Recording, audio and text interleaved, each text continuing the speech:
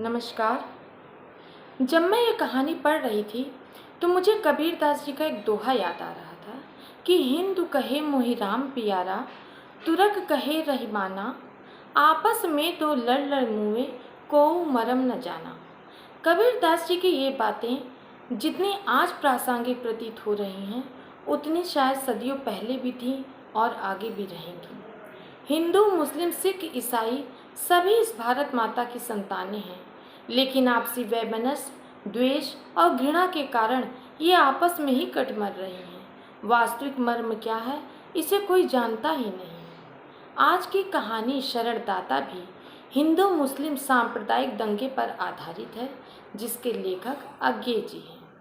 अज्ञे प्रयोगवाद के जनक हैं। जैसा कि आप जानते हैं कि अज्ञे जी ने अपनी कहानी, उपन्यास, कविताओं में व्यक्ति के मानसिक द्वंद्व और उनकी मनोवृत्तियों को ही आधार बनाया है, जैसा कि आपने रोज़ नामक कहानी में सुना भी।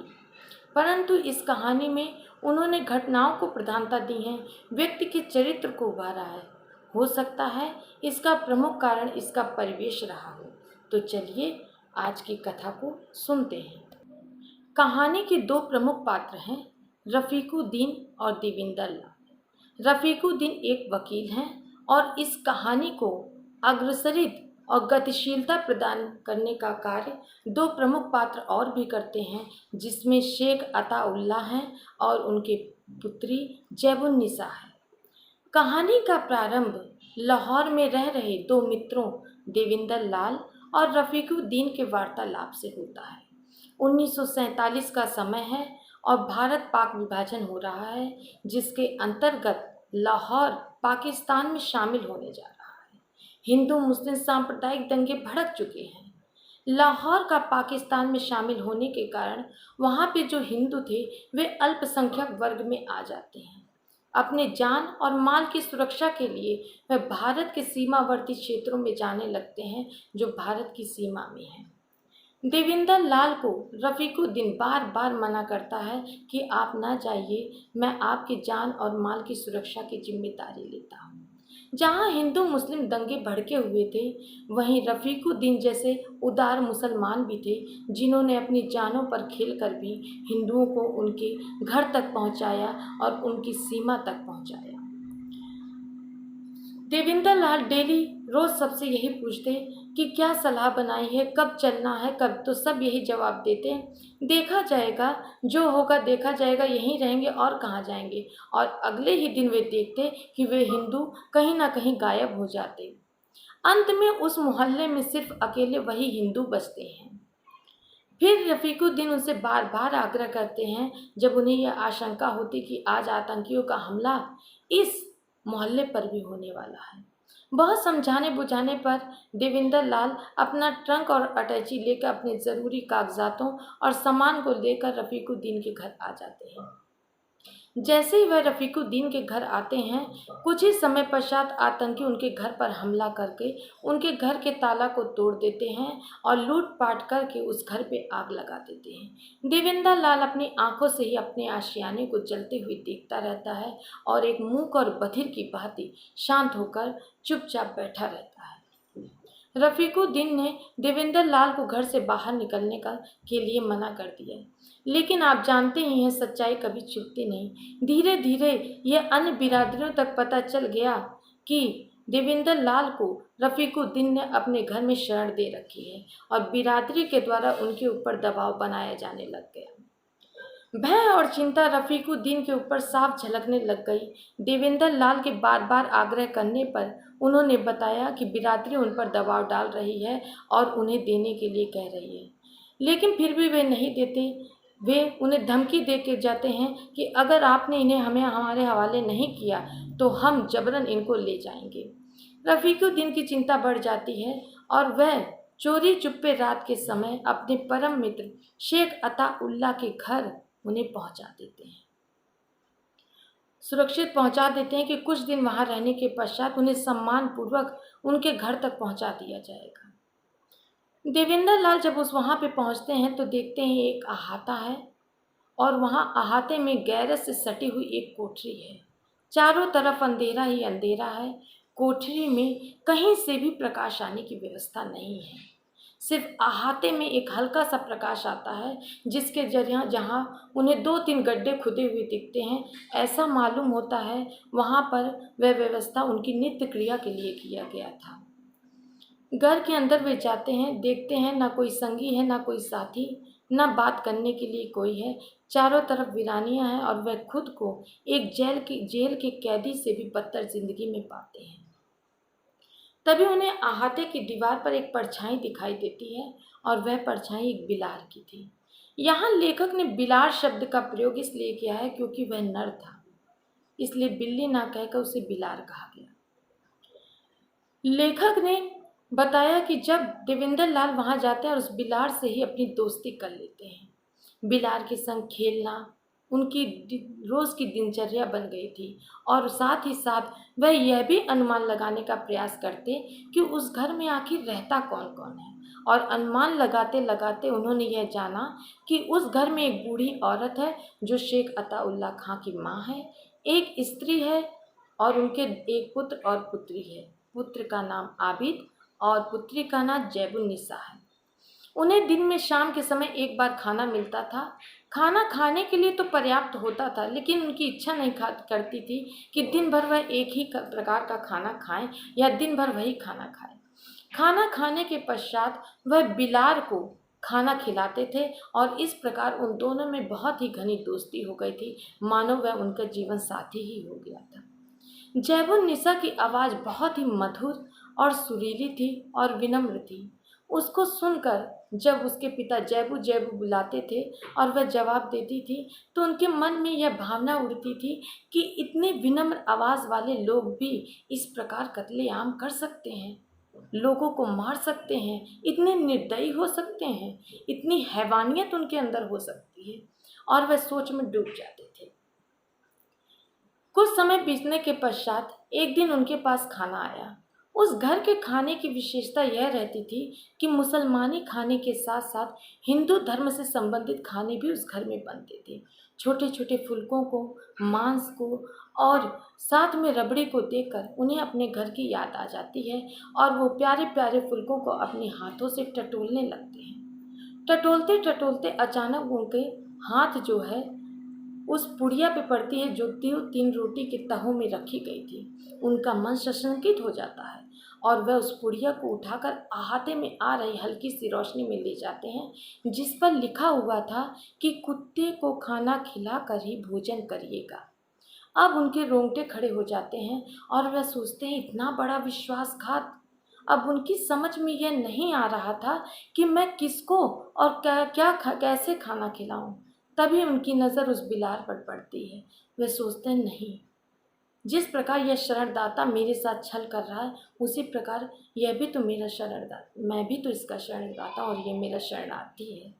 मैं इसके साथ ऐसा विश्वासघात कैसे कर सकता हूँ, जिसने इस तन्हाई में मेरा इतना सहयोग किया, मेरे साथ खेला और एक मित्रवत व्यवहार हो गया है। लेकिन मानवीय स्वभाव के कारण और कोई चारा भी तो नहीं था उनके पास।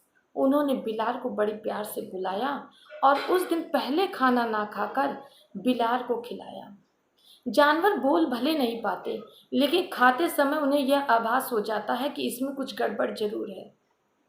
बिलार ने पूरी रबड़ी खा ली। उसके पश्चात घूरता हुआ देवेंद्र लाल को उस गैराज की दीवार पर चढ़कर फिर उस कोठरी की दीवार पे आता है। कुछ देर वह खूब उठापटक करता है, रोता है, चिल्लाता है, गिड़गिड़ाता और धीरे धीरे कराह में वह आवाज़ परिवर्तित होकर बिलार की मृत्यु हो जाती है। अब देवेंद्र लाल को यह पूर्ण विश्वास हो जाता है कि वास्तव में मेरे साथ कितना बड़ा विश्वासघात हो रहा है और अब मेरा रुकना यहाँ पर खतरे से खाली नहीं है। उन्होंने अपना कुछ जरूरी कागजात और सामान, पासबुक उठाया और रात में ही गुपचुप तरीके से अहाते की दीवार को कूदकर भाग जाते हैं। इसके पश्चात लेखक 1.5 महीने की पश्चात की कथा बताता है कि जब वे सुरक्षित दिल्ली पहुंच गए हैं। दिल्ली में शरणार्थियों का कैंप लगा गया है, जहां पर रेडियो प्रसारण के द्वारा वे अपने सुरक्षित होने की खबर अपने घर वालों तक पहुंचाते हैं, ताकि उन्हें ये पता चल जाए कि उनके घर का सदस्य अभी जीवित है और इस स्थान पर है। देवेंद्र लाल भी रेडियो प्रसारण के द्वारा अपनी खबर अपने घर वालों तक पहुंचाते हैं और यह खबर लाहौर तक भी पहुंचती है। कुछ दिन के पश्चात लाहौर से एक चिट्ठी आती है और उस चिट्ठी में लिखा हुआ था कि मैं अपने पिता शेख अताउल्ला खां की करने के लिए आपसे बार बार क्षमा मांगती हूँ और आपसे यह विनती करती हूँ कि अगर आप थोड़ा भी एहसान मेरा माने तो अपने धर्म से ऊपर उठकर, इस जाति वर्ग से ऊपर उठकर भारत में जो अल्पसंख्यक मुसलमान वर्ग हैं उनके जीवन की रक्षा करिएगा। वास्तव में असली मानवीय मूल्य तो यही है। यह पढ़ने के पश्चात देवेंद्र लाल की आंखों के सामने शरणदाता का विश्वासघात, उस बिलार की कराहट, गुरगुराहट, उसकी कराहती हुई आवाज़ और स्वयं भागकर आना और बचना सब कुछ चलचित्र के माध्यम से आंखों के सामने आ जाता है और वह उनकी आंखें नम हो जाती हैं। लेकिन इस चिट्ठी को पढ़कर उनका प्रतिशोध भी शांत हो जाता है और इसी के साथ वह पुड़िया को फाड़ देते हैं और कहानी का अंत हो जाता है। अब इस कहानी का थोड़ा सा विश्लेषण कर लिया जाए ताकि इसके माध्यम से लेखक हमसे कहना क्या चाहता है उसको समझा जाए। अज्ञे जी की यह एक बहुचर्चित कहानी है जिसमें इन्होंने देश का विभाजन और उस समय की त्रासदी, सांप्रदायिक दंगों को सामने लाते हुए भी देश में भाईचारे की भावना को विकसित करने के लिए प्रेरित किया है। इस कहानी के माध्यम से अज्ञे ये बताना चाहते हैं कि व्यक्ति के अंदर जो बाह्य प्रवृत्तियां होती है अनायास ही हैवानियत को जन्म देती है। नफरत इस कदर भर दी जाती है कि व्यक्ति के अंदर संवेदनशीलता और विवेक समाप्त हो जाता है। उनके अंदर का जो व्यक्ति मनुष्यता होता है वह दानवता में परिवर्तित हो जाती है। परंतु व्यक्ति अगर यह चाहे तो इस पर विजय प्राप्त किया जा सकता है अगर वह अपने मानवीय मूल्यों के प्रति, संस्कार के प्रति, परोपकार के प्रति दृढ़ संकल्प है तो इस विषम परिस्थिति में भी वह इन पर विजय प्राप्त कर सकता है, अपने अंदर हैवानियत को जन्म नहीं दे सकता। जैबुन्निसा के माध्यम से कवि ने या लेखक ने यही दर्शाने की कोशिश की है कि बहुत से लोग इस समाज में ऐसे भी हैं जो धर्म, जाति, वर्ग, सांप्रदायिकता से ऊपर उठकर भी लोगों के जीवन बचाने में सहयोग करते हैं। आखिर शेख अताउल्ला खां जो उसके पिता थे उनसे बगावत ही तो की उसने एक तरीके से देखा जाए, लेकिन मानवीय मूल्यों की रक्षा करते हुए उसने देवेंद्र लाल की जान बचाई जो सर्वोपरि एक मनुष्यता होने के कारण, एक मनुष्य होने के कारण व्यक्ति का धर्म होता है। और यही कारण है कि असली शरणदाता के रूप में जैबुन्निसा ही उभर कर सामने आती है। मनुष्य की अंतर्वृत्तियां जो होती हैं व्यक्ति को आत्म सुख की ओर लीन करती हैं और उन्हें संकुचित दायरे में ले जाती हैं, जिसका माध्यम आपके रफ़ीकुद्दीन और शेख अताउल्ला खान जब अपने ऊपर आँच आने लगी तो रफ़ीकुद्दीन न चाहते हुए भी उनको वहाँ से रवाना कर दिया और शेख अताउल्ला खान ने भी प्रेशर पड़ने के कारण ही ऐसा किया होगा, नहीं तो वह शुरू में ही उन्हें शरण नहीं देते। अज्ञे ने ऐसे शरणदाताओं पर व्यंग भी किया है कि शरणदाता वह नहीं होता है जो मात्र किसी को शरण देता है। शरणदाता एक मात्र मानवीय इकाई नहीं होता है बल्कि वह मानवीय इकाइयों की, मानवीय मूल्यों की और संस्कारों का पूंजीभूत होता है जो उस समाज में वैमनस्यता को दूर करता है, प्रेम और सौहार्द को लाता है और हर कठिनाइयों का सामना करते हुए भी अपने शरणदाताओं की रक्षा करता है। और बहुत से मुस्लिम लोगों ने शरणदाताओं की रक्षा के लिए अपने जान की बाजी भी लगा दी, लेकिन बहुत से लोग प्रेशर पड़ने के कारण, बाहरी दबावों के कारण अपने अंदर की इंसानियत को खो देते हैं और रफ़ीकुद्दीन और शेख अताउल्ला खां जैसे लोग उस जहर देने के लिए भी विवश हो जाते हैं और जैबुन्निसा जैसे लोग अपने परिवार से भी बगावत करके मानवीय मूल्यों की रक्षा करते हुए अपनी शरणार्थी की रक्षा करना ही अपना परम धर्म समझते हैं। अब निष्कर्ष रूप में मैं आपसे बस इतना ही कहना चाहती हूँ कि हमारे देश में आज से ही नहीं बल्कि पुरातन समय से यह चला आ रहा है कि लोग हिंदू, मुस्लिम, सिख, ईसाइयों के बीच में घृणा, द्वेष, वैमनस्य के भाव को उत्पन्न करके दंगों को भड़काते हैं और अपनी स्वार्थ सिद्धि करते हैं। अगर इस सांप्रदायिक दंगे में किसी का सबसे अधिक नुकसान होता है तो वह सिर्फ निर्दोष जनता का होता है, आम जनता का भी होता है। इसलिए हमें यह चाहिए कि आपसी वैमनस्य को दूर करना चाहिए, एक दूसरे से प्रेम का व्यवहार करना चाहिए, मानवीय मूल्यों की रक्षा करना चाहिए। भारत में सभी धर्म के लोग, हिंदू, मुस्लिम, सिख, ईसाई, आपस में भाई भाई की तरह हैं और भारत माता की संतान की तरह हैं। तभी तो हिंदू मुस्लिम सबको मिलाकर इस देश को हिंदुस्तान कहा जाता है। हिंदुस्तान में सभी बिना किसी भेदभाव के समान रूप से रहते हैं और देश की एकता और अखंडता को बनाए रखते हैं और बनाए रखना भी चाहिए। आज मुझे इन सब बातों से कृष्ण झा की कुछ लाइनें याद आ रही हैं जो मैं आपको सुनाना चाहती हूँ। तो चलिए उसको सुनते हैं। हिंदू, मुस्लिम, सिख, ईसाई, सब धर्मों से नाता, सब धर्मों की इज्जत करना मेरा देश सिखाता। एक दूजे के बिना अधूरे हिंदू मुस्लिम रहते, खुद को मिलकर बड़े गर्व से हिंदुस्तानी कहते। दिवाली में अली जहाँ है शब्द राम का रमजानों में आता, सब धर्मों की इज्जत करना मेरा देश सिखाता।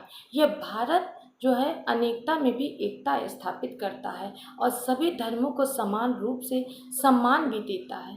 इसलिए मैं यह चाहती हूँ कि हम लोगों को मिलकर देश की एकता और अखंडता को बनाए रखना चाहिए, देश को गौरवान्वित करना चाहिए, दूसरे के बहकावे में आके दंगों को भड़काना ना चाहिए और ना ही उन्हें शय देना चाहिए। साथ ही में ही इस कहानी से यह भी शिक्षा मिलती है कि मानवीय मूल्य हर धर्म से ऊपर होते हैं। इसलिए कभी ऐसा मौका मिले तो मानवीय मूल्यों को चुकाने में और धर्म की रक्षा करने में कभी भी हिचकना नहीं चाहिए, अपना पूर्ण रूप से योगदान देना चाहिए। यदि यह मेरी कहानी आपको पसंद आई हो तो प्लीज़ इसे लाइक, शेयर और सब्सक्राइब कीजिए। धन्यवाद।